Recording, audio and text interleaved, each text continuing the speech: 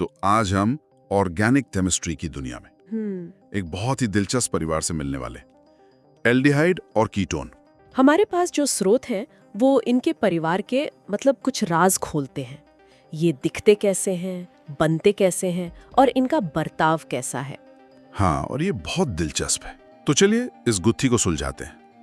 मेरे लिए सबसे हैरान करने वाली बात यह है कि ये दोनों लगभग जुड़वा भाई जैसे लगते हैं, पर इनके गुण इतने अलग हैं। बिल्कुल। हमारा मकसद ये समझना है कि वो कौन सी एक छोटी सी चीज है जो इतना बड़ा फर्क पैदा कर देती है और कैसे केमिस्ट इस फर्क का फायदा उठाते हैं। और यही तो सबसे दिलचस्प बात है। हम देखेंगे कि कैसे सिर्फ एक हाइड्रोजन परमाणु की मौजूदगी या गैर मौजूदगी पूरी कहानी बदल देती है। ये सिर्फ कोई किताबी बात नहीं है, ये केमिस्ट्री के बहुत से सिद्धांतों की नींव है। ठीक है, तो फिर शुरू से शुरू करते हैं। इन दोनों के परिवार का नाम क्या है? वो कौन सी एक चीज है जो दोनों में है, जो उन्हें खास पहचान देती है? देखिए, दोनों में एक ही पहचान है और वो है carbonyl group. Carbonyl group C double bond O। हाँ, एक कार्बन परमाणु जो ऑक्सीजन से डबल बॉन्ड से जुड़ा हो। ये उनका कह सकते हैं पारिवारिक गुण है, उनकी बुनियाद है। असली फर्क इस बात में है कि इस कार्बोनिल कार्बन के दोनों तरफ कौन खड़ा है। अच्छा, तो ये पड़ोसियों का खेल है। बिल्कुल। एल्डिहाइड में इस कार्बोनिल कार्बन से कम एक हाइड्रोजन परमाणु का जुड़ा होना जरूरी है। कम से कम एक? हाँ, दूसरी तरफ कोई कार्बन की चेन हो सकती है जिसे हम R ग्रुप कहते हैं। तो इसका फॉर्मूला हुआ R-CHO। और सबसे सरल एल्डिहाइड यानी फॉर्मल्डिहाइड, उसमें तो दोनों तरफ ही हाइड्रोजन होते हैं। तो एक तरफ हाइड्रोजन का होना लाजमी है, और कीटोन में मैं अंदाजा लगा रहा हूँ कि वहाँ यह हाइड्रोजन नहीं होता होगा। एकदम सही। कीटोन में कार्बोनिल कार्बन के दोनों तरफ कार्बन ग्रुप्स होते हैं, R और R'। अच्छा। इसका सामान्य सूत्र है RCOR। वहाँ कार्बोनिल कार्बन से सीधा जुड़ा हुआ कोई हाइड्रोजन नहीं होता, और बस इसी एक छोटे से अंतर से इनकी पूरी दुनिया बदल जाती है। और मैं सोच रहा हूँ इसका असर अणु में इनकी जगह पे भी पड़ता होगा। अगर एल्डिहाइड में एक हाइड्रोजन होना ही है, हाँ, तो उसे हमेशा चेन के कोने पर यानी आखिर में ही होना पड़ेगा, वो बीच में तो आ नहीं सकता। बिल्कुल सही पकड़ा आपने। एल्डिहाइड का कार्बोनिल ग्रुप हमेशा कार्बन चेन के सिरे पर होता है, हमेशा एंड में। हाँ, जबकि कीटोन जिसके दोनों तरफ कार्बन की चेन है, वो हमेशा चेन के बीच में कहीं फंसा होता है। स्रोतों में इसी बात को समझाने के लिए एक बड़ा अच्छा उदाहरण दिया गया है। हाँ, वो उपमा बहुत अच्छी है कि एल्डिहाइड का कार्बोनिल ग्रुप एक गलियारे के आखिर में मौजूद दरवाजे जैसा है। उसके एक तरफ दीवार है यानी हाइड्रोजन, और दूसरी तरफ सिर्फ एक गार्ड एल्काइल ग्रुप खड़ा है। तो दरवाजे तक पहुंचना काफी आसान है। बिल्कुल। और कीटोन का दरवाजा वो एक भीड़ भरे कमरे के बीच में है, जिसके दोनों तरफ एक एक मजबूत गार्ड यानी 2 अल्काइल ग्रुप खड़े हैं। तो भीड़ ज्यादा है। हाँ, ये भीड़ किसी आने वाले मेहमान न्यूक्लियोफाइल के लिए दरवाजे तक पहुंचना बहुत मुश्किल बना देती है। क्या बात है। तो इसका वो एक अकेला हाइड्रोजन परमाणु किसी केमिकल रिएक्शन के लिए दरवाजा खुला रखने और दरवाजा बंद रखने के बीच का फर्क है। बिल्कुल। ये उपमा सिर्फ उनकी बनावट ही नहीं, बल्कि उनकी प्रतिक्रिया करने की क्षमता को भी बहुत अच्छे से समझाती है। चलिए इसी बात को और गहराई से समझते हैं। संरचना में इस फर्क के अलावा क्या इनमें कुछ समानताएं भी हैं? हाँ, समानताएं भी हैं जो इनके मूल व्यवहार को तय करती हैं। दोनों में ही जो कार्बोनिल कार्बन है वो sp2 हाइब्रिडाइज्ड होता है। sp2? जी, इसका मतलब है कि उनकी ज्यामिति यानी शेप त्रिकोणीय समतलीय होती है। अणु के उस हिस्से के सारे परमाणु एक ही प्लेन में होते हैं और बॉन्ड एंगल लगभग 120 डिग्री का होता है। और सबसे जरूरी हिस्सा वो कार्बन ऑक्सीजन का डबल बॉन्ड। स्रोत कहते हैं कि सारा खेल वहीं से शुरू होता है। वही तो कहानी का हीरो है। ये बॉन्ड बहुत ज्यादा ध्रुवीकृत होता है, पोलराइज्ड होता है। पोलराइज्ड मतलब ऑक्सीजन के इलेक्ट्रॉन खींचने की ताकत यानी वैद्युतीय ऋणात्मकता कार्बन से कहीं ज्यादा होती है, तो वो बॉन्ड के इलेक्ट्रॉनों को अपनी तरफ खींच कर रखती है। अच्छा, तो ये एक छोटे से चुंबक की तरह काम करने लगता है। ऑक्सीजन पर हल्का सा नेगेटिव चार्ज और कार्बन पर हल्का सा पॉजिटिव चार्ज। हाँ, बिल्कुल। और यही ध्रुवीकरण उस कार्बन को इलेक्ट्रॉन की तलाश में घूमने वाले अभिकर्म को यानी न्यूक्लियोफाइल्स के लिए एक बहुत आकर्षक निशाना बना देता है। और यहीं से दोनों के रास्ते अलग हो जाते हैं। हाँ, अब यहीं से एल्डिहाइड और कीटोन के रास्ते अलग हो जाते हैं। एल्डिहाइड कीटोन से कहीं ज्यादा प्रतिक्रियाशील होते हैं। और वजह वही दरवाजे और गार्ड वाली कहानी होगी। मतलब एक तो जगह की कमी, जिसे शायद स्टेरिक हिंड्रेंस कहते हैं। बिल्कुल, पहला कारण है स्टेरिक फैक्टर्स यानी स्थानिक बाधा। जैसा हमने कहा, कीटोन में 2 बड़े बड़े एल्काइल ग्रुप उस दरवाजे यानी कार्बोनिल कार्बन को घेर कर खड़े रहते हैं। हाँ। इससे न्यूक्लियोफाइल के लिए वहां तक पहुंचना मुश्किल हो जाता है। एल्डिहाइड में सिर्फ एक ही ऐसा ग्रुप होता है और दूसरी तरफ एक छोटा सा हाइड्रोजन, तो रास्ता काफी खुला होता है। ठीक है, ये तो समझ आया। और दूसरा कारण, क्या वो चार्ज से जुड़ा है? क्योंकि कीटोन में दोनों तरफ से कार्बन चेन है, तो क्या वे कार्बोनिल कार्बन के पॉजिटिव चार्ज को किसी तरह सहारा देती हैं, उसे कम कर देती हैं? आपने बिल्कुल सही सोचा। केमिस्ट्री की भाषा में इसे इलेक्ट्रॉनिक फैक्टर्स कहते हैं। Electronic factors? जी। अल्काइल ग्रुप की एक खासियत होती है, वे इलेक्ट्रॉन दान करने वाले होते हैं। तो कीटोन में मौजूद 2 अल्काइल ग्रुप अपने इलेक्ट्रॉन घनत्व को कार्बोनिल कार्बन की तरफ धकेलते हैं। अच्छा। इससे उस कार्बन का पॉजिटिव चार्ज कुछ हद तक कम हो जाता है और न्यूक्लियोफाइल के लिए उसका आकर्षण भी घट जाता है। एल्डिहाइड में सिर्फ एक ही ग्रुप ये काम करता है, इसलिए उसका कार्बन ज्यादा पॉजिटिव और ज्यादा प्रतिक्रियाशील बना रहता है। तो अगर वो एक अकेला हाइड्रोजन एल्डिहाइड को इतना ज्यादा प्रतिक्रियाशील बनाता है, तो ये केमिस्ट के लिए एक चुनौती भी होगी। बिल्कुल। उसे बनाते समय रिएक्शन को सही जगह रोकना जरूरी होगा, वरना वो आगे कुछ और बन जाएगा। केमिस्ट इस मुश्किल को कैसे हल करते हैं? ये एक बहुत ही अहम सवाल है और यहीं पर सिंथेटिक केमिस्ट्री का हुनर काम आता है। कुछ तरीके तो दोनों के लिए कॉमन है, जैसे अल्कोहल का ऑक्सीकरण। अल्कोहल का ऑक्सीकरण? हाँ, प्राइमरी अल्कोहल से एल्डिहाइड बनते हैं और सेकेंडरी अल्कोहल से कीटोन। लेकिन जैसा हमने बात की, एल्डिहाइड तो ज्यादा प्रतिक्रियाशील है, तो प्राइमरी अल्कोहल से एल्डिहाइड बनाने पर वो रुकेगा क्यों? वो तो आगे ऑक्सीडाइज होकर कार्बोक्सिलिक एसिड बन जाना चाहेगा। यही तो चुनौती है और इसका हल है एक नियंत्रित ऑक्सीकारक का इस्तेमाल करना। अगर हम कोई बहुत शक्तिशाली ऑक्सीकारक इस्तेमाल करेंगे तो रिएक्शन सीधा कार्बोक्सिलिक एसिड तक जाकर रुकेगा। रुकेगा ही नहीं? नहीं, लेकिन अगर हम पीसीसी यानी पिरिडोनियम क्लोरोक्रोमेट जैसे हल्के ऑक्सीकारक का इस्तेमाल करें तो वो रिएक्शन को सिर्फ एल्डिहाइड के स्तर पर ही रोक देता है। अच्छा, तो ये कंट्रोल डेमोलिशन जैसा है? हाँ, एक तरह से। ठीक है, पर क्या कोई ऐसा तरीका भी है जिससे सीधे बेंजीन जैसे सरल अणु पर ही एल्डिहाइड ग्रुप लगाया जा सके? हाँ, इसके लिए भी खास तरीके हैं, जैसे गैटमैन-कोच रिएक्शन। इस विधि से बेंजीन पर सीधे एक फॉर्माइल ग्रुप CHO लगाकर बेंजाल्डिहाइड बनाया जा सकता है। और कीटोन बनाना? मुझे लगता है वो शायद ज्यादा आसान होगा, क्योंकि उनमें आगे ऑक्सीडाइज होने का खतरा कम होता है। कीटोन बनाना तुलनात्मक रूप से ज्यादा सीधा होता है। एरोमेटिक कीटोन बनाने के लिए फ्रिडल-क्राफ्ट्स एसिलेशन एक बहुत ही मजबूत और भरोसेमंद तरीका है। अच्छा। और एक और बहुत ही बहुमुखी तरीका है नाइट्राइल की ग्रिग्नार्ड अभिकर्मक से क्रिया। तो आप देख सकते हैं, हर अणु को बनाने के लिए एक खास रणनीति और खास औजारों की जरूरत होती है। स्रोतों में एक और बहुत दिलचस्प बात का जिक्र है, अल्फा हाइड्रोजन परमाणुओं की अम्लीयता। ये सुनने में थोड़ा अजीब लगता है। मतलब हम एसिडिटी को एसिड से जोड़ते हैं, हाइड्रोजन और कार्बन के सामान्य बॉन्ड से नहीं। ये तकनीकी जरूर लगता है, पर यहीं पर इन यौगिकों की केमिस्ट्री का असली जादू छिपा है। अच्छा। हाँ, ये उनकी एक छिपी हुई सुपर पावर है। अल्फा हाइड्रोजन का मतलब है कार्बोनिल ग्रुप के ठीक बगल वाले कार्बन से जुड़ा हुआ हाइड्रोजन, और ये हाइड्रोजन अपने बाकी भाई बंधुओं के मुकाबले काफी अम्लीय होता है, यानी उसे एक प्रोटॉन के रूप में निकालना आसान होता है। और ऐसा क्यों होता है? कार्बन हाइड्रोजन बॉन्ड तो आमतौर पे बहुत मजबूत और गैर ध्रुवीय होता है। यहाँ कार्बोनिल ग्रुप अपना असर दिखाता है। इसके 2 मुख्य कारण हैं। पहला है इंडक्टिव इफेक्ट। Inductive effect? जी, जैसा हमने पहले बात की, कार्बोनिल ग्रुप एक शक्तिशाली इलेक्ट्रॉन खींचने वाला समूह है। वो एक वैक्यूम क्लीनर की तरह काम करता है और बगल वाले अल्फा कार्बन से इलेक्ट्रॉन घनत्व को अपनी ओर खींचता है। तो वो बॉन्ड को कमजोर कर देता है? हाँ, इस खिंचाव के कारण उस कार्बन से जुड़े हाइड्रोजन का बॉन्ड कमजोर हो जाता है। अच्छा, तो कार्बोनिल ग्रुप अपने पड़ोसी को कमजोर कर देता है। और दूसरा कारण क्या है? दूसरा कारण और भी ज्यादा शक्तिशाली है। इसे कहते हैं रेजोनेंस से मिलने वाली स्थिरता। सोचिए, जब कोई बेस उस अल्फा हाइड्रोजन को निकाल लेता है तो कार्बन पर एक नेगेटिव चार्ज आ जाता है। अब ये नेगेटिव चार्ज सिर्फ कार्बन पर बोझ बनकर नहीं रहता, वो कहीं और चला जाता है। हाँ, वो रेजोनेंस के जरिए घूमकर ज्यादा इलेक्ट्रोनेगेटिव ऑक्सीजन परमाणु पर भी चला जाता है, और जब बोझ बढ़ जाता है तो स्थिरता बढ़ जाती है। सही बात है। जो आयन बनता है उसे इनोलेट आयन कहते हैं, और वो इसी वजह से बहुत स्थिर होता है।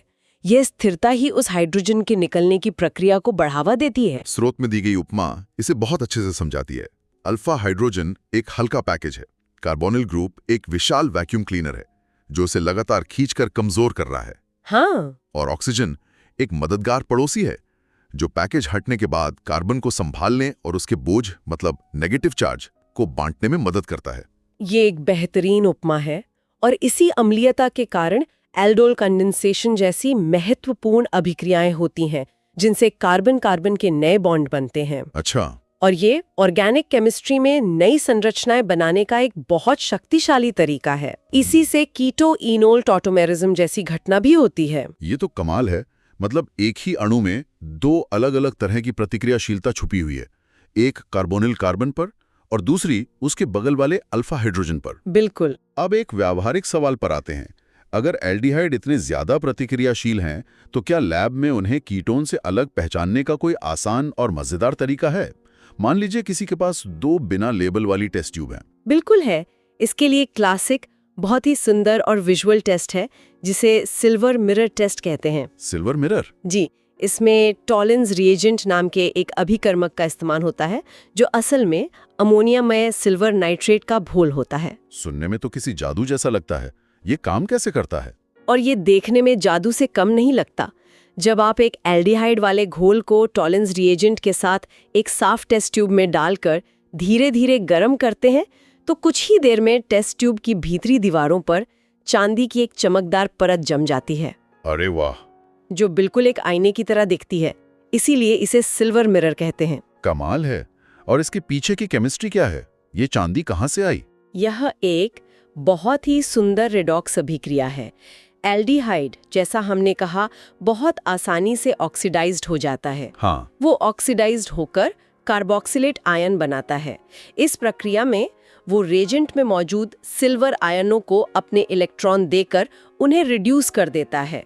और जब सिल्वर आयन रिड्यूस होते हैं तो वे धातु चांदी यानी मेटालिक सिल्वर बन जाते हैं। और वही चांदी जम जाती है? हाँ, वही चांदी टेस्ट ट्यूब की दीवारों पर एक पतली फिल्म के रूप में जम जाती है। और कीटोन्स ये टेस्ट क्यों नहीं देते? उनमें ऐसा क्या नहीं है? क्योंकि कीटोन बहुत जिद्दी होते हैं। वे टॉलिन्स रिएजेंट जैसे हल्के ऑक्सीकारकों से प्रतिक्रिया नहीं करते। उनका ऑक्सीकरण करने के लिए बहुत कठोर परिस्थितियों की जरूरत होती है, जो इस टेस्ट में नहीं होती। अच्छा। इसलिए वे ये टेस्ट नहीं देते और टेस्ट ट्यूब में कोई बदलाव नहीं होता। और स्रोत की एक और उपमा मुझे बहुत पसंद आई। बताइए। एल्डिहाइड एक उदार दाता की तरह है जो आसानी से अपने इलेक्ट्रॉन दान कर देता है, जिससे अदृश्य सिल्वर आयन चमकदार धातु में बदल जाते हैं, जबकि कीटोन एक जमाखोर की तरह है जो अपने इलेक्ट्रॉनों को कसकर पकड़े रहता है और सिल्वर आयनों को खाली हाथ लौटा देता है। बहुत खूब। तो इसका सार क्या निकला? आज हमने देखा कि कैसे सिर्फ एक हाइड्रोजन परमाणु का होना या ना होना एल्डिहाइड और कीटोन की पहचान, उनकी बनावट, उनकी प्रतिक्रिया करने की क्षमता और यहाँ तक कि लैब में उनकी शिनाख्त करने के तरीके को भी पूरी तरह से बदल देता है। हाँ, और कैसे कार्बोनिल ग्रुप के बगल में छिपा एक अल्फा हाइड्रोजन अपनी अम्लीयता की वजह से पूरी तरह से नई रासायनिक संभावनाओं के दरवाजे खोल देता है। बिल्कुल। और ये सब हमें एक बहुत ही दिलचस्प सवाल पर लाकर खड़ा करता है। स्रोतों में बताया गया है कि एल्डिहाइड के प्रबल ऑक्सीकरण से कार्बोक्सिलिक एसिड यानी COOH बनते हैं। अगर आप कार्बोक्सिलिक एसिड की संरचना को ध्यान से देखें तो उसमें कार्बोनिल ग्रुप की भी झलक है और अल्कोहल के OH ग्रुप की भी। तो सोचने वाली बात यह है कि ये मिली जुली संरचना इसकी अम्लीयता को कैसे प्रभावित करती होगी। अच्छा, क्या इसका OH वाला हाइड्रोजन एक सामान्य अल्कोहल के हाइड्रोजन से ज्यादा अम्लीय होगा या कम? और उस अम्लीयता में कार्बोनिल ग्रुप का क्या हाथ होगा? एक्चुअली कार्बोक्सिलिक एसिड अक्सर ऑक्सीडेशन चेन का फाइनल डेस्टिनेशन होता है। अगर आप प्राइमरी अल्कोहल या एल्डिहाइड से शुरू करते हैं और पोटेशियम परमैंगनेट KMnO4 जैसा कोई स्ट्रॉन्ग ऑक्सीडाइजिंग एजेंट इस्तेमाल करते हैं तो रिएक्शन रुकेगी नहीं, वो सीधे कार्बोक्सिलिक एसिड पर जाकर ही दम लेगी। और यहाँ सोर्सेज में एक फैक्ट था जो मुझे सच में हैरान कर गया, अल्काइल बेंजीन्स के बारे में। सोर्स कहता है कि बेंजीन रिंग से जुड़ी साइड चेन चाहे कितनी भी लंबी क्यों ना हो, जोरदार ऑक्सीडेशन करने पर पूरी चेन गायब हो जाती है। हाँ, ये केमिस्ट्री के सबसे नाटकीय बदलावों में से एक है। आप टोलुइन से शुरू करें, जिसके रिंग पर 1 कार्बन की चेन है, या प्रोपाइल बेंजीन से, जिसमें 3 कार्बन की चेन है। जब आप इन्हें गर्म KMnO4 से रिएक्ट कराते हैं तो एंड प्रोडक्ट दोनों ही केस में बेंजोइक एसिड होता है। पूरी की पूरी साइड चेन, चाहे वो कितनी भी लंबी हो, कट कर सिर्फ एक COOH ग्रुप में बदल जाती है। ये सच में माइंड वॉगलिंग है। वाह, इसके अलावा कार्बोक्सिलिक एसिड बनाने का कोई और स्मार्ट तरीका है? एक और बहुत चालाक मेथड है ग्रिग्नार्ड रिएजेंट्स का इस्तेमाल। इसमें आप ग्रिग्नार्ड रिएजेंट को ड्राई आइस यानी सॉलिड कार्बन डाइऑक्साइड से रिएक्ट कराते हैं और प्रोसेस के अंत में आपको एक कार्बोक्सिलिक एसिड मिलता है जिसमें आपके शुरुआती मटेरियल से 1 कार्बन ज्यादा होता है। ये मॉलिक्यूल की लंबाई 1 कार्बन से बढ़ाने का बहुत ही कंट्रोल्ड तरीका है। तो हम जानते हैं कि ये बनते कैसे हैं। अब आते हैं उस सवाल पर कि इनकी पर्सनालिटी कैसी है। सोर्सेज में बॉइलिंग पॉइंट्स का जो कंपैरिजन था वो मुझे बहुत स्ट्राइकिंग लगा। ये उनके सोशल बिहेवियर की कहानी है। अगर आप लगभग एक जैसे मॉलिक्यूलर मास वाले कंपाउंड्स को देखें तो ऑर्डर एकदम साफ है। सबसे ज्यादा बॉइलिंग पॉइंट होता है कार्बोक्सिलिक एसिड्स का, फिर आते हैं अल्कोहल्स, उसके बाद एल्डिहाइड्स और कीटोन्स, और लिस्ट में सबसे नीचे होते हैं हाइड्रोकार्बन्स। ये पूरा खेल इंटरमॉलिक्यूलर फोर्सेस का है, यानी मॉलिक्यूल्स के बीच के खिंचाव का। ठीक है, तो एल्डिहाइड्स और कीटोन्स बीच में क्यों है? हाइड्रोकार्बन से ज्यादा पर अल्कोहल से कम। क्योंकि एल्डिहाइड्स और कीटोन्स में वो पोलर कार्बोनिल ग्रुप होता है। इस वजह से उनमें डाइपोल इंटरैक्शंस होते हैं। मतलब एक मॉलिक्यूल का थोड़ा पॉजिटिव सिरा दूसरे के थोड़े नेगेटिव सिरे को अट्रैक्ट करता है। ये अट्रैक्शन हाइड्रोकार्बन्स के कमजोर वैन डर वाल्स फोर्सेस से तो स्ट्रांग होता है, इसलिए बॉइलिंग पॉइंट ज्यादा है। हाँ, लेकिन ये आपस में हाइड्रोजन बॉन्ड्स नहीं बना सकते, जो अल्कोहल्स की असली ताकत है। इसलिए इनके बॉइलिंग पॉइंट्स अल्कोहल से कम होते हैं। और कार्बोक्सिलिक एसिड सबसे ऊपर क्यों है? सोर्सेज में इसके लिए एक शानदार एनालॉजी है, वेल्क्रो स्ट्रिप्स। हाँ, ये वेल्क्रो एनालॉजी एकदम परफेक्ट है। हाइड्रोकार्बन्स के पास कोई वेल्क्रो नहीं है, वो बस एक दूसरे से फिसल जाते हैं। और एल्डिहाइड्स और कीटोन्स के पास एक तरफा वेल्क्रो है। वो पानी से तो चिपकते हैं पर आपस में उतनी मजबूती से नहीं। बिल्कुल, लेकिन कार्बोक्सिलिक एसिड्स, उनके पास है 2 तरफा हैवी ड्यूटी वेल्क्रो। और ये हैवी ड्यूटी वेल्क्रो एक बहुत ही खास स्ट्रक्चर की वजह से है, जिसे डाइमर कहते हैं। कार्बोक्सिलिक एसिड के मॉलिक्यूल्स अकेले नहीं रहते, वे जोड़ों में, कपल्स में रहते हैं। कपल्स में? इसका क्या मतलब है? इसका मतलब है कि 2 कार्बोक्सिलिक एसिड मॉलिक्यूल्स एक दूसरे के साथ जुड़कर एक बहुत ही स्टेबल जोड़ी बना लेते हैं, और वो भी एक नहीं बल्कि 2 हाइड्रोजन बॉन्ड्स के जरिए। इसे आप एक 2-हैंडेड एम्ब्रेस यानी 2 हाथों से गले लगने जैसा सोचिए। एक मॉलिक्यूल का OH वाला हाइड्रोजन दूसरे मॉलिक्यूल के COO वाले ऑक्सीजन से जुड़ता है, और ठीक उसका उल्टा भी होता है। एक रिंग जैसी डबल लिंक स्ट्रक्चर बन जाती है। तो ये 2-हैंडेड एम्ब्रेस अल्कोहल्स के सिंगल हाइड्रोजन बॉन्ड से भी ज्यादा मजबूत है? हाँ, बहुत ज्यादा मजबूत। और इसके 2 कारण हैं। पहला जाहिर है 2 हाथ मिलाना 1 हाथ मिलाने से ज्यादा मजबूत होता है, और दूसरा जो थोड़ा ज्यादा गहरा है, कार्बोक्सिलिक एसिड का COO ग्रुप इलेक्ट्रॉन्स का बहुत भूखा होता है। वो अपने पड़ोसी OH बॉन्ड से इलेक्ट्रॉन्स को अपनी तरफ खींचता है। इससे उस हाइड्रोजन पर पॉजिटिव चार्ज और भी बढ़ जाता है। अच्छा। और वो हाइड्रोजन बॉन्ड बनाने के लिए और भी बेचैन हो जाता है। तो जब वो बॉन्ड बनाता है तो वो एक सुपर स्ट्रॉन्ग ग्रिप होती है। सोर्सेज में ये भी लिखा था कि ये डाइमर्स इतने स्टेबल होते हैं कि वेपर फेज में, यानी भाप बनने पर भी पूरी तरह से नहीं टूटते। ये तो कमाल है। बिल्कुल, इसका मतलब है कि जब आप एक कार्बोक्सिलिक एसिड को उबालते हैं तो आपको सिर्फ मॉलिक्यूल्स को एक दूसरे से दूर नहीं करना पड़ता, आपको इस जबरदस्त 2-हैंडेड एम्ब्रेस को भी तोड़ना पड़ता है। इसमें बहुत ज्यादा एनर्जी लगती है, यानी बहुत हाई टेम्परेचर। यही वजह है कि इनके बॉइलिंग पॉइंट्स इतने ज्यादा होते हैं। ये छोटे मॉलिक्यूल्स, जिनमें 4-5 कार्बन तक होते हैं, पानी में घुल जाते हैं क्योंकि उनका पोलर हेड पानी के साथ आसानी से हाइड्रोजन बॉन्ड्स बना लेता है। लेकिन जैसे जैसे नॉन पोलर हाइड्रोकार्बन टेल लंबी होती जाती है, मॉलिक्यूल का हाइड्रोफोबिक, मतलब पानी से नफरत करने वाला हिस्सा हावी होने लगता है, और सॉल्युबिलिटी कम हो जाती है, तेजी से घट जाती है। और गंध, यहाँ तो एक बहुत बड़ा विरोधाभास है। हाँ, गंध की दुनिया बहुत आकर्षक है। छोटे एल्डिहाइड्स की गंध बहुत तीखी, पंजेंट होती है, लेकिन जैसे जैसे मॉलिक्यूल बड़ा होता जाता है गंध खुशबूदार हो जाती है। दालचीनी और वनीला की महक बड़े एल्डिहाइड मॉलिक्यूल्स की वजह से ही होती है। और कार्बोक्सिलिक एसिड्स का क्या? उनकी गंध तो काफी बदनाम है। हाँ बिल्कुल, छोटे कार्बोक्सिलिक एसिड्स की गंध बहुत ही अनप्लेजेंट होती है। एसिटिक एसिड की सिरके जैसी गंध और ब्यूटेरिक एसिड वो सड़े हुए मक्खन की गंध है। लेकिन यहाँ भी जैसे जैसे मॉलिक्यूल बड़े होते हैं वो मोम जैसे सॉलिड बन जाते हैं और लगभग गंधहीन हो जाते हैं। कीटोन्स दूसरी तरफ ज्यादातर मीठी सुखद गंध वाले होते हैं। तो इस सब का निचोड़ क्या है? हमने देखा कि कैसे इन कंपाउंड्स की बनावट, खास तौर पर वो एक सेंट्रल प्लेयर कार्बोनिल ग्रुप, उनकी पूरी पर्सनालिटी तय करता है। उनके बनने के तरीके से लेकर उनकी गंध और बॉइलिंग पॉइंट तक सब कुछ उस एक C बराबर O बॉन्ड पर वापस आ जाता है। मुख्य बात इंटरमॉलिक्यूलर फोर्सेस की ताकत है। केमिस्ट्री सिर्फ एक अकेले मॉलिक्यूल की कहानी नहीं है, बल्कि ये इस बात की कहानी है कि वो अपने पड़ोसियों के साथ कैसे इंटरैक्ट करता है। कार्बोक्सिलिक एसिड डाइमर इसका परफेक्ट उदाहरण है। ये दिखाता है कि कैसे एक सहकारी प्रभाव दो मॉलिक्यूल्स का मिलकर काम करना बिल्कुल नाटकीय गुणों को जन्म दे सकता है। ये सिर्फ हाथ मिलाना नहीं है, ये एक मजबूत दो हाथों वाला आलिंगन है जो सब कुछ बदल देता है। और आखिर में सोचने के लिए एक सवाल। सोर्सेस कहते हैं कि बड़े एल्डिहाइड्स परफ्यूम्स में इस्तेमाल होते हैं, जबकि छोटे वालों की गंध तीखी होती है। ये एक दिलचस्प सवाल खड़ा करता है। मॉलिक्यूल के बनावट में वो सटीक टिपिंग पॉइंट कहाँ है? वो कौन सा कार्बन एटम है जिसके जुड़ने के बाद गंध तीखी से खुशबूदार में बदल जाती है? वो कौन सा छोटा सा स्ट्रक्चरल शिफ्ट है जो हमारी नाक को ये सिग्नल देता है कि एक गंध सुंदर है और दूसरी विकर्षक? इस पर सोचने के लिए एक दिलचस्प बात का विषय है ऑर्गेनिक केमिस्ट्री का एक बहुत ही दिलचस्प परिवार, कार्बोनिल और कार्बोक्सिल कंपाउंड्स। हमारे पास इससे जुड़ा एक लेख है और हमारा मिशन है ये समझना कि आखिर इन मॉलिक्यूल्स के अंदर ऐसा क्या चलता है जो इन्हें इतना जरूरी और इतना अलग बनाता है। और इस कहानी का जो मेन कैरेक्टर है वो है कार्बोनिल ग्रुप, एक कार्बन एटम जो ऑक्सीजन से डबल बॉन्ड से जुड़ा है, यानी C डबल बॉन्ड O।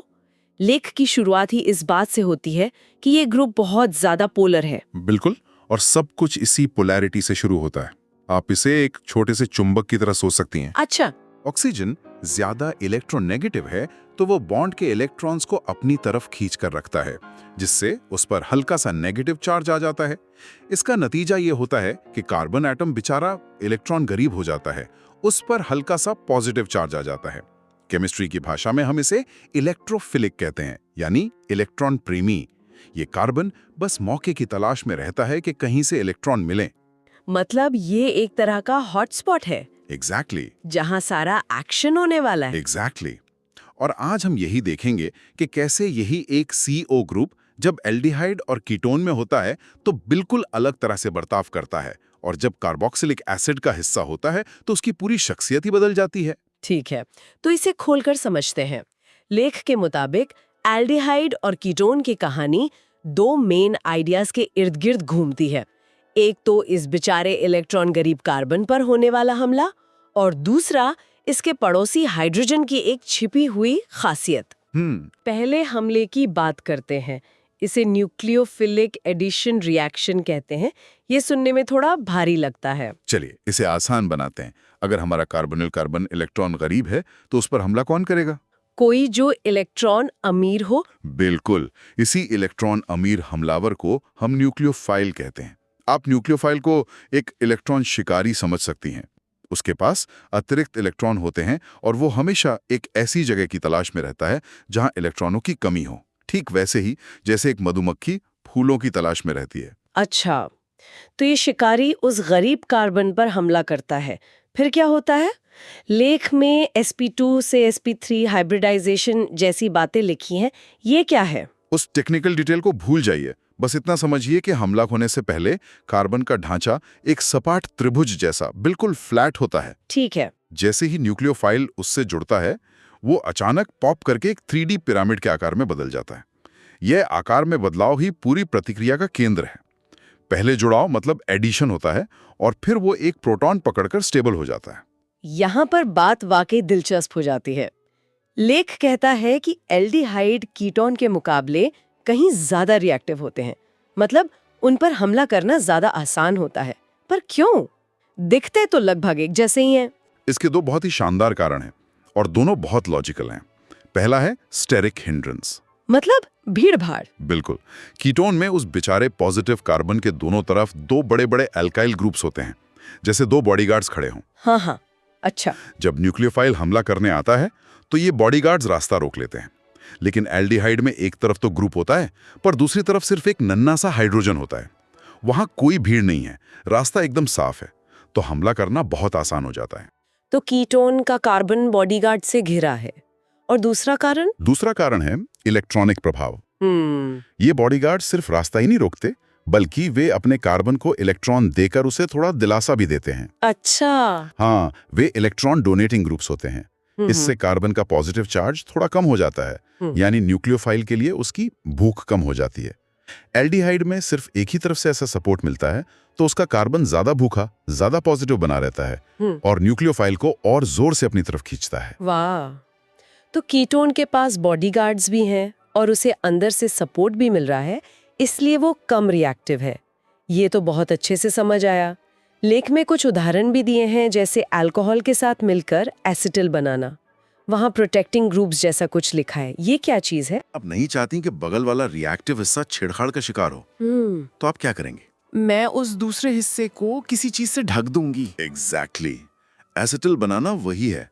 आप कार्बोनिल ग्रुप पर एक अस्थायी हेलमेट लगा देते हैं ताकि वो सुरक्षित रहे। अच्छा। फिर आप मॉलिक्यूल के दूसरे कोने में अपना सारा काम करती हैं और जब काम खत्म हो जाए तो आप आराम से वो हेलमेट हटा देती हैं और आपका कार्बोनिल ग्रुप वापस वैसा का वैसा मिल जाता है। ये आणविक स्तर पर एक बहुत ही स्मार्ट तरीका है। कमाल है। ये तो मॉलिक्यूलर सर्जरी जैसा लग रहा है। अच्छा, तो ये तो हुई सीधे कार्बन पर हमले की बात। लेकिन आपने शुरू में कहा था कि एक और चीज भी है जो मायने रखती है, कार्बन के पड़ोस में बैठे हाइड्रोजन। ये बात थोड़ी अजीब लगती है, क्योंकि कार्बन से जुड़ा हाइड्रोजन तो आमतौर पर बहुत शांत स्वभाव का होता है। आमतौर पर होता है, लेकिन कार्बोनिल ग्रुप का पड़ोस उसे बदल देता है। यह COO ग्रुप इतना शक्तिशाली इलेक्ट्रॉन खींचने वाला ग्रुप है कि इसका असर बगल वाले कार्बन यानी अल्फा कार्बन पर भी पड़ता है। यह उस अल्फा कार्बन से जुड़े हाइड्रोजन को एसिडिक बना देता है, मतलब उसे प्रोटॉन के रूप में निकलने के लिए उकसाता है। लेकिन अगर वो हाइड्रोजन निकल गया तो उस कार्बन पर एक नेगेटिव चार्ज आ जाएगा। क्या वो उसे अस्थिर नहीं कर देगा? यहीं पर जादू होता है, जिसे हम रेजोनेंस कहते हैं। रेजोनेंस? रेजोनेंस एक तरह का मॉलिक्यूलर हॉट पोटैटो गेम है। वो नेगेटिव चार्ज इतना गर्म है कि अल्फा कार्बन उसे अकेले नहीं रखना चाहता, इसलिए वो उसे तुरंत बगल वाले कार्बोनिल ऑक्सीजन को पास कर देता है। फिर ऑक्सीजन वापस कार्बन को पास करता है। इस खेल की वजह से वो नेगेटिव चार्ज एक जगह टिकता ही नहीं, बल्कि दो एटम्स के बीच बंट जाता है और इस बंटवारे से पूरा आयन, जिसे इनोलेट आयन कहते हैं, कहीं ज्यादा स्थिर हो जाता है। और इसी स्थिरता की वजह से वो हाइड्रोजन पहली बार में निकलने को तैयार हो जाता है। और लेख कहता है कि यही आइडिया एल्डोल कंडेंसेशन नाम की एक बहुत जरूरी रिएक्शन को जन्म देता है। बिल्कुल। इस रिएक्शन में होता यह है कि एक मॉलिक्यूल अपना इनोलेट आयन बनाता है और फिर यही इनोलेट आयन एक हथियार की तरह काम करता है और अपने ही जैसे दूसरे मॉलिक्यूल पर हमला कर देता है। क्या मतलब एक मॉलिक्यूल खुद के एक हिस्से को हथियार बनाकर अपनी ही जुड़वा से जुड़ जाता है? हाँ, ये प्रकृति के सबसे स्मार्ट तरीकों में से एक है, जिससे छोटे छोटे टुकड़ों से बड़ी और जटिल संरचनाएं बनाई जाती हैं। ये कार्बन कार्बन बॉन्ड बनाने का एक फंडामेंटल तरीका है। तो असल में एक कार्बोनिल ग्रुप न सिर्फ खुद हमलों को आमंत्रित करता है, बल्कि अपने पड़ोसी को भी हमला करने के काबिल बना देता है। ये तो एक पूरी साजिश लगती है। ठीक है, मान लीजिए मेरे पास दो टेस्ट ट्यूब्स हैं, एक में एल्डिहाइड है और दूसरे में कीटोन। मैं लैब में इनमें फर्क कैसे कर सकती हूँ? लेख में कुछ क्लासिक टेस्ट का जिक्र है। हाँ, ये उनके एक और व्यवहार पर आधारित है, ऑक्सीडेशन। एल्डिहाइड बहुत आसानी से ऑक्सीडाइज होकर कार्बोक्सिलिक एसिड बन जाते हैं। वे एक कदम आगे जाने को तैयार रहते हैं। लेकिन कीटोन बहुत जिद्दी होते हैं, वे आसानी से ऑक्सीडाइज नहीं होते। अच्छा। इसी फर्क पर टॉलेंस टेस्ट आधारित है। जब आप एक एल्डिहाइड में टॉलेंस रिएजेंट डालती हैं, तो एल्डिहाइड ऑक्सीडाइज हो जाता है और सिल्वर आयनों को सिल्वर मेटल में बदल देता है। ये सिल्वर टेस्ट ट्यूब की दीवारों पर एक खूबसूरत चांदी की परत, एक सिल्वर मिरर के रूप में जमा हो जाती है। अरे वाह, जैसे पुराने जमाने में आईने बनते थे। काफी हद तक वही सिद्धांत है। और कीटोन वो इस टेस्ट में कुछ नहीं करता, घोल जैसा का तैसा रहता है। तो अगर आपको सिल्वर मिरर दिखे तो वो एल्डिहाइड है। बहुत बढ़िया। चलिए अब कहानी के दूसरे हिस्से पर चलते हैं, कार्बोक्सिलिक एसिड। यहाँ भी C double bond O group है, तो मुझे लगेगा कि इसे भी एल्डिहाइड और कीटोन की तरह ही बर्ताव करना चाहिए, लेकिन लेख कहता है कि ये बिल्कुल अलग है। और ये अंतर बहुत गहरा है। कार्बोक्सिलिक एसिड की पहचान ही उनकी अम्लता यानी एसिडिटी से होती है। वे अल्कोहल से कहीं ज्यादा एसिडिक होते हैं, जबकि दोनों में OH ग्रुप होता है। और इसका कारण फिर से वही हमारा हीरो है, रेजोनेंस। फिर से हॉट पोटैटो गेम। इस बार ये गेम और भी बेहतर है। जब एक कार्बोक्सिलिक एसिड अपना प्रोटॉन छोड़ता है, तो जो नेगेटिव चार्ज बनता है वो एक ऑक्सीजन पर नहीं रहता, वो दो इलेक्ट्रोनेगेटिव ऑक्सीजन एटम्स के बीच बराबर बढ़ जाता है। अब दो लोग मिलकर उस हॉट पोटैटो को संभाल रहे हैं, तो सिस्टम सुपर स्टेबल हो जाता है। इसी अतिरिक्त स्थिरता की वजह से कार्बोक्सिलिक एसिड बहुत खुशी-खुशी अपना प्रोटॉन दान कर देता है और एक अच्छा एसिड कहलाता है। ठीक है, ये समझ आया, पर यहाँ एक विरोधाभास है। हमने अभी देखा कि C double bond O group का कार्बन एक बहुत अच्छा निशाना है, एक इलेक्ट्रॉन गरीब हॉटस्पॉट। कार्बोक्सिलिक एसिड में भी वही ग्रुप है, लेकिन लेख कहता है कि वे न्यूक्लियोफिलिक अटैक के लिए खराब निशाने हैं। ऐसा कैसे हो सकता है? ये तो एक ही परिवार के दो सदस्यों के बिल्कुल अलग होने जैसा है। आपका सवाल बिल्कुल सही है और इसका जवाब उनकी एसिडिटी में ही छिपा है। याद कीजिए, न्यूक्लियोफाइल क्या होते हैं? इलेक्ट्रॉन अमीर शिकारी। और जो इलेक्ट्रॉन अमीर होते हैं वे अक्सर बेसिक भी होते हैं। तो जब एक बेसिक न्यूक्लियोफाइल एक एसिडिक कार्बोक्सिलिक एसिड के पास आता है, तो C double bond O carbon पर हमला करने से पहले एक ज्यादा तेज और आसान रिएक्शन हो जाती है। Acid base reaction. Exactly. Acid तुरंत अपना प्रोटॉन उस बेसिक न्यूक्लियोफाइल को दे देता है। न्यूक्लियोफाइल खुश हो जाता है, लेकिन अब कार्बोक्सिलिक एसिड एक कार्बोक्सिलेट आयन बन गया है जिस पर एक फुल नेगेटिव चार्ज है। अच्छा, अब वो खुद इलेक्ट्रॉन अमीर हो गया है। तो जब कोई दूसरा न्यूक्लियोफाइल हमला करने की कोशिश करता है, तो नेगेटिव चार्ज वाला आयन उसे जोर से धकेलता है, दूर रहो, मेरे पास पहले से ही बहुत इलेक्ट्रॉन है। वाह, तो मतलब एसिड अपनी अम्लता को एक आत्मरक्षा तंत्र, एक सेल्फ डिफेंस मैकेनिज्म की तरह इस्तेमाल करता है। ये तो कमाल है। पहले हमलावर को एक प्रोटॉन की रिश्वत देकर उसे शांत कर दो ताकि वो फिर हमला ही ना कर पाए। वो चुंबक वाली उपमा अब और भी साफ हो गई। एल्डिहाइड में चुंबक खुला है, लेकिन एसिड में जैसे ही कोई धातु पास आती है, चुंबक अपनी पोलैरिटी बदल कर एक ढाल बना लेता है जो उसे दूर धकेल देती है। ये इसे समझने का एक बेहतरीन तरीका है। ये दिखाता है कि कैसे एक ही फंक्शनल ग्रुप का व्यवहार उसके आणविक संदर्भ के आधार पर पूरी तरह से बदल सकता है। तो फिर अगर वे सीधे हमला नहीं होने देते, तो उनसे एस्टर और एमाइड जैसे कंपाउंड्स कैसे बनते हैं? लेख में न्यूक्लियोफिलिक एसाइल सब्स्टिट्यूशन का जिक्र है। ये एक अलग रास्ते से होता है जिसे एडिशन एलिमिनेशन कहते हैं। यहाँ पर OH ग्रुप की जगह एक लीविंग ग्रुप होता है, मतलब एक ऐसा ग्रुप जो मॉलिक्यूल को छोड़कर जाने को तैयार हो।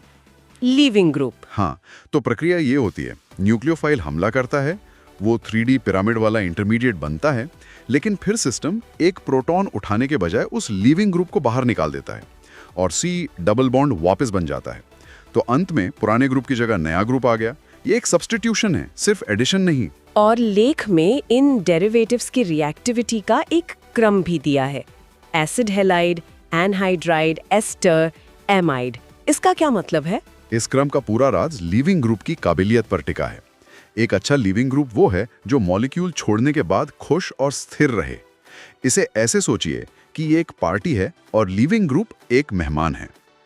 अच्छा। एसिड हैलाइड में लीविंग ग्रुप एक ऐसा मेहमान है जो पार्टी छोड़ने के लिए बहुत उत्सुक है।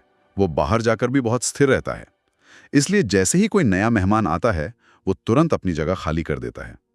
इसीलिए एसिड हैलाइड सुपर रिएक्टिव होते हैं। वहीं दूसरी तरफ एमाइड का लीविंग ग्रुप एक ऐसा मेहमान है जो पार्टी छोड़ना ही नहीं चाहता। हाँ। वो बाहर जाकर बहुत अस्थिर हो जाता है, इसलिए वो अपनी जगह पर मजबूती से टिका रहता है। इसीलिए एमाइड सबसे कम रिएक्टिव और सबसे ज्यादा अस्थिर होते हैं। ये तो शानदार है। तो पूरी कहानी इस बात पर निर्भर करती है कि निकलने वाला ग्रुप कितना अच्छा लीवर है। बिल्कुल, ये सब स्टेबिलिटी का खेल है। तो अगर हम आज की पूरी चर्चा को समेटें, तो हमारे पास ये केंद्रीय C double bond O group है, लेकिन उसका आस पड़ोस उसकी पूरी शख्सियत को तय करता है।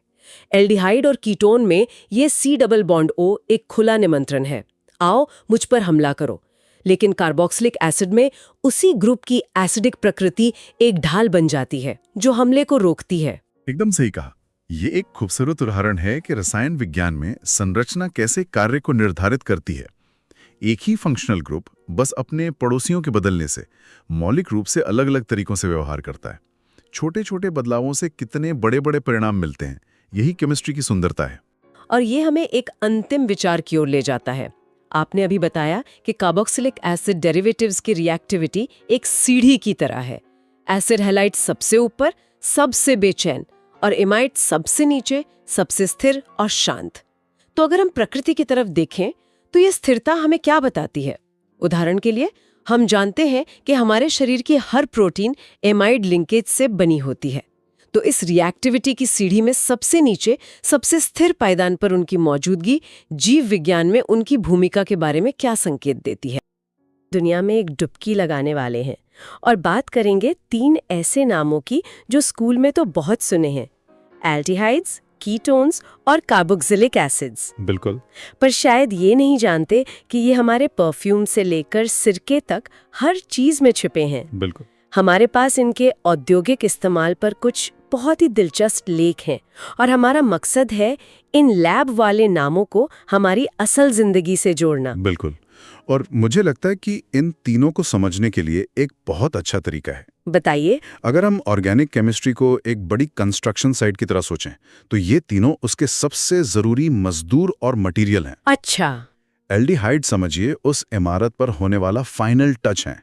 पेंट, पॉलिश, यहाँ तक कि लॉबी में लगी खुशबू, मतलब जो उसे एक पहचान देती है। हाँ बिल्कुल।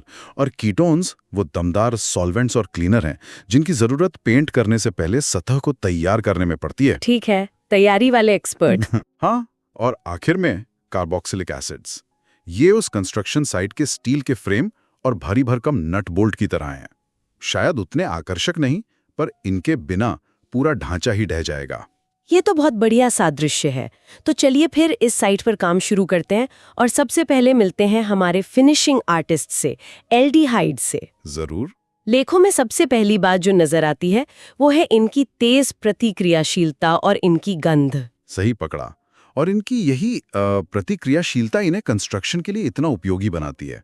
इसका सबसे बड़ा उदाहरण है फॉर्मेल्डिहाइड। फॉर्मेल्डिहाइड। हाँ, जिसका रासायनिक नाम मेथेनॉल है। इसी से बैकेलाइट बना जो दुनिया के शुरुआती सिंथेटिक प्लास्टिक में से एक था। बैकेलाइट, मैंने इसका नाम सुना है। वो जो पुराने जमाने के काले भारी टेलीफोन और रेडियो सेट होते थे वो इसी से बनते थे ना? बिल्कुल वही। सोचिए 20वीं सदी की शुरुआत में इसने क्रांति ला दी थी। ये पहला ऐसा मटेरियल था जो गर्मी से पिघलता नहीं था, बिजली का कुचालक था। इसने इलेक्ट्रॉनिक से लेकर किचन के बर्तनों तक हर चीज का डिजाइन बदल दिया। और ये सब एक एल्डिहाइड की वजह से हुआ। हाँ। और आज भी मेलामाइन रेजिन जो हमारे डिनर सेट पर होता है वो भी इसी परिवार का सदस्य है। एक मिनट, लेकिन फॉर्मेल्डिहाइड का एक और इस्तेमाल भी तो है जो इससे बिल्कुल अलग है। कौन सा? लेख में जिक्र है फॉर्मेलिन का, बायोलॉजिकल स्पेसिमन को संरक्षित करने के लिए। मतलब जो स्कूल की लैब में जार के अंदर मेंढक या सांप रखे होते हैं वो हाँ, इसी से। वही। फॉर्मेलिन असल में फॉर्मेल्डिहाइड का पानी में बना एक घोली है। यह तो बड़ा अजीब है। एक तरफ तो वही केमिकल एक सख्त टिकाऊ प्लास्टिक बना रहा है और दूसरी तरफ वो नाजुक जैविक चीजों को सड़ने से बचा रहा है। ऐसा कैसे? ये एक बहुत अच्छा सवाल है क्योंकि ये सीधे उसकी केमिस्ट्री से जुड़ा है। अच्छा। फॉर्मेल्डिहाइड की प्रतिक्रियाशीलता ही इसका राज है। जब ये प्लास्टिक बनाता है तो इसके अणु एक दूसरे से जुड़कर एक मजबूत नेटवर्क बना लेते हैं। ठीक है। और जब इसे जैविक ऊतकों पर इस्तेमाल करते हैं तो ये वहां के प्रोटीन के साथ भी वैसा ही करता है, उन्हें आपस में जोड़कर सख्त बना देता है। ओह, तो बैक्टीरिया उन्हें तोड़ नहीं पाते। बिल्कुल। काम एक ही है, चीजों को आपस में लॉक कर देना, बस नतीजा अलग अलग है। वाओ, मतलब उसका किरदार एक जैसा है, बस मंच अलग अलग है। और अब आते हैं उस हिस्से पर जहां ये एल्डिहाइड्स सच में कलाकार बन जाते हैं, परफ्यूम और स्वाद की दुनिया। हाँ, ये बहुत दिलचस्प है। बेंजाल्डिहाइड से बादाम की महक, सिनेमाल्डिहाइड से दालचीनी की। ये तो प्रकृति के अपने परफ्यूम है और इसी से प्रेरणा लेकर परफ्यूम इंडस्ट्री ने सिंथेटिक एल्डिहाइड्स का इस्तेमाल शुरू किया। यहाँ शनेल नंबर 5 का जिक्र तो करना ही पड़ेगा। लेख कहता है कि इसकी सफलता का राज फैटी एल्डिहाइड्स है। एक मिनट, फैटी एल्डिहाइड्स मतलब उनमें वसा होती है? नहीं, सीधे तौर पर वसा नहीं। इन्हें फैटी इसलिए कहते हैं क्योंकि इनकी कार्बन की चेन लंबी होती है। ठीक वैसी ही जैसे फैटी एसिड्स में होती हैं। अच्छा, इसी वजह से इनकी गंध थोड़ी मोम जैसी, साबुन जैसी होती है। शैनल नंबर 5 से पहले परफ्यूम सिर्फ फूलों के अर्क जैसे महकते थे। लेकिन जब उसमें ये एल्डिहाइड्स डाले गए तो उन्होंने फूलों की महक को एक अनोखी ताज़ा चमक दे दी जो पहले किसी ने नहीं सूंघी थी। तो मतलब उन्होंने फूलों की महक को और उभार दिया, राइट, उसे एक नया आयाम दिया। बिल्कुल। वो केमिस्ट्री का एक जादू था। और लेख में एक और अनोखा इस्तेमाल बताया गया है, शीशों पर चांदी की परत चढ़ाना। ये मुझे मेरे स्कूल के टॉलन के टेस्ट की याद दिला रहा है। बिल्कुल वही चीज है, टॉलन का टेस्ट, जिसमें टेस्ट ट्यूब के अंदर चांदी की परत बन जाती थी। हाँ हाँ, याद है। वो असल में एल्डिहाइड की मौजूदगी साबित करने का एक तरीका था। उसी सिद्धांत को बड़े पैमाने पर इस्तेमाल करके शीशे बनाए जाते हैं। कमाल है। एल्डिहाइड चांदी के आयनों को ठोस चांदी में बदल देता है जो कांच पर जम जाती है। तो अगली बार जब कोई शीशे में देखे तो याद कर सकता है कि उसके पीछे एक एल्डिहाइड का हाथ है। हाँ, कह सकते हैं। तो एल्डिहाइड्स ने हमारी इमारत को पेंट कर दिया, उसे खुशबू दे दी और शीशे भी लगा दिए। लेकिन अब सतह को तैयार करना पड़ता है ना?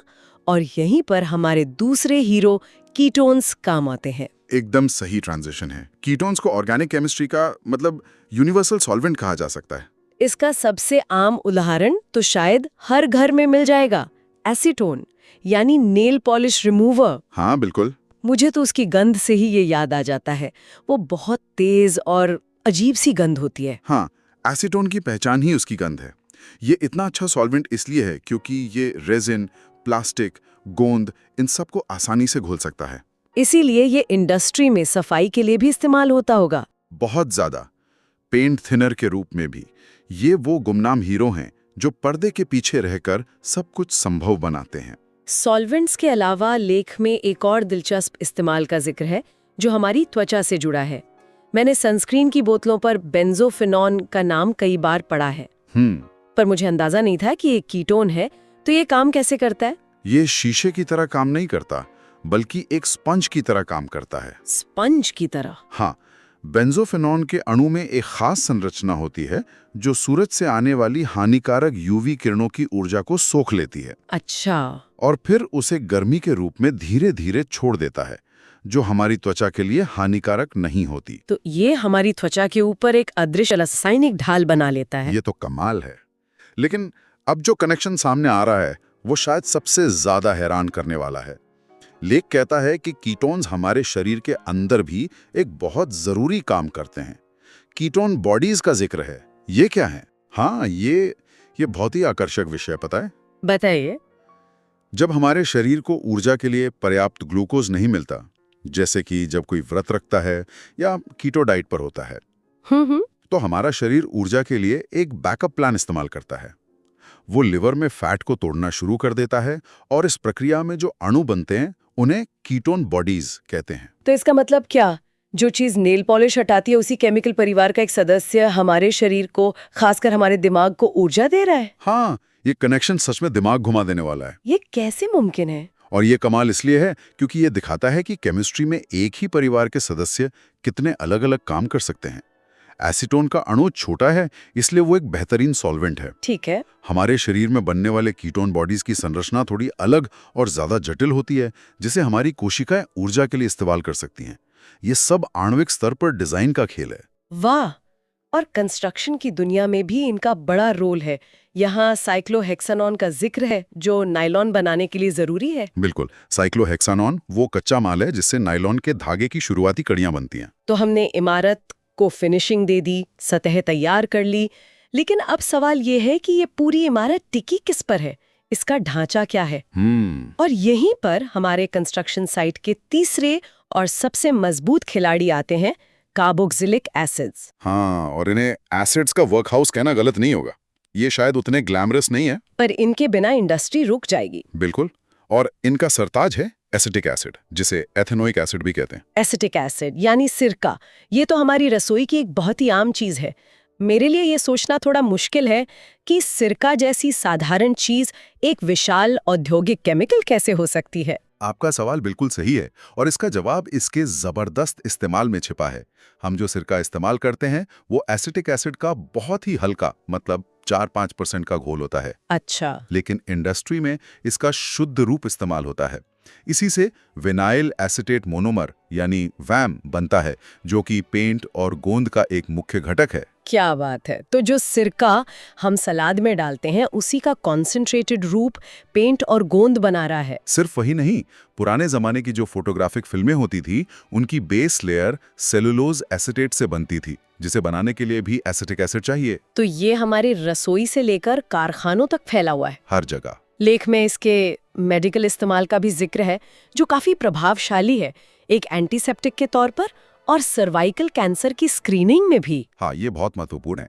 एसिटिक एसिड का हल्का घोल बैक्टीरिया और फंगस को मार सकता है, इसलिए इसे कान के संक्रमण के लिए ईयर ड्रॉप्स में इस्तेमाल किया जाता है। और कैंसर स्क्रीनिंग वाला उपयोग, वो तो खासकर विकासशील देशों के लिए एक वरदान है। जहां आधुनिक टेस्ट की सुविधा नहीं है, वहां डॉक्टर गर्भाशय ग्रीवा पर एसिटिक एसिड का घोल लगाते हैं। अच्छा। अगर कोई असामान्य कोशिकाएं होती हैं तो वे कुछ ही मिनटों में सफेद हो जाती हैं। और उन्हें आंखों से देखा जा सकता है। हाँ, यह एक सस्ता, तत्काल और बहुत प्रभावी तरीका है, जिससे लाखों जानें बचाई जा सकती हैं। ये तो सच में एक गेम चेंजर है। एक मामूली सा केमिकल इतने बड़े पैमाने पर जिंदगियां बचा सकता है। बिल्कुल।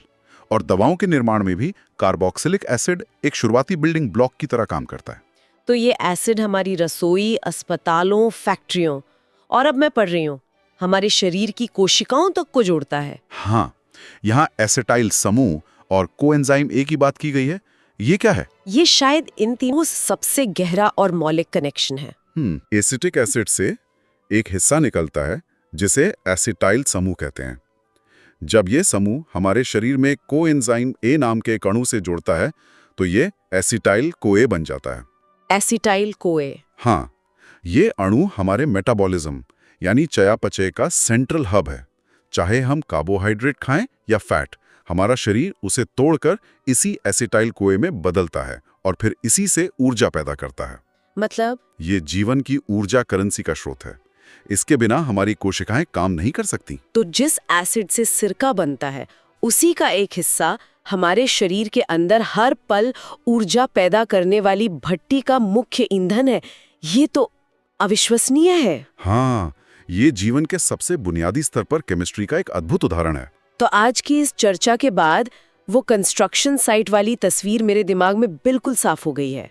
अच्छा। एल्डिहाइड्स ने आकर इमारत को उसकी खूबसूरत पहचान दी, कीटोन्स ने पर्दे के पीछे रहकर सब कुछ तैयार किया और कार्बोक्सिलिक एसिड्स ने उस पूरे ढांचे को अपनी मजबूत पकड़ से थामे रखा। और यहाँ तक कि उसके अंदर ऊर्जा का पावर हाउस भी वही चला रहे हैं। बिल्कुल, बिल्कुल सही सारांश है। ये स्रोत हमें दिखाते हैं कि केमिस्ट्री की दुनिया के ये 3 बुनियादी स्तंभ कितने बहुमुखी हैं और ये हमें एक बहुत जरूरी सवाल पर सोचने के लिए मजबूर करता है। और वो क्या है? अभी हम इनमें से ज्यादातर यौगिक जीवाश्म ईंधन यानी पेट्रोलियम से बनाते हैं। हाँ। लेकिन जैसे जैसे हम एक ज्यादा टिकाऊ भविष्य की ओर बढ़ रहे हैं, ये सोचना जरूरी है, क्या हम इन जरूरी केमिकल्स को बनाने के नए हरे भरे रास्ते खोज सकते हैं? मतलब प्रकृति से? हाँ, क्या हम इन्हें पौधों से, बैक्टीरिया से या किसी और बायोडिग्रेडेबल तरीके से बना सकते हैं जो हमारे भविष्य के उद्योगों को पूरी तरह से बदल दे? कल्पना कीजिए एक ऐसी दुनिया की जहां हमारा पेंट, हमारा प्लास्टिक और हमारी दवाएं प्रकृति के साथ मिलकर बने, ना कि उसके विरुद्ध जाकर। ये एक विचार है जिस पर गौर किया जाना चाहिए।